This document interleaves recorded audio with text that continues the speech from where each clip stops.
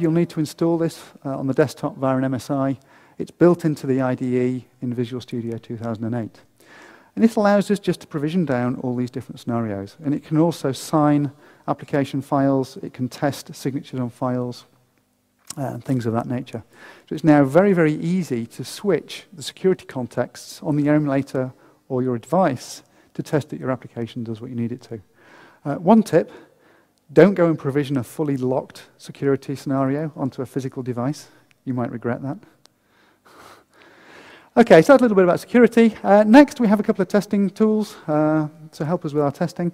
Hopper is a novel little tool. Microsoft initially wrote this for internal use to test the applications that are in ROM on Windows Mobile, such as Word and Excel, things like that.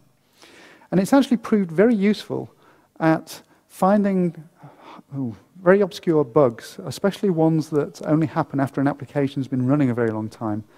And what it does, it puts the application under stress by rapidly firing keystrokes and screen taps at the device, completely randomly.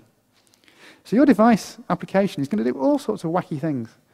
And it's your job to make sure that when that happens, because this is what Granny does when she gets your device. She doesn't know what these things do. She goes bam, bam, bam, bam, bam. It makes sure that under those scenarios, your application still stands up and behaves. One slight problem, though, is that these key taps and keystrokes and screen taps are completely random. So at some point, it's going to go onto the start menu and fire off a different application, delete things, do all sorts of random operations. That means that these inputs are not going to your application anymore. So it's not testing your app.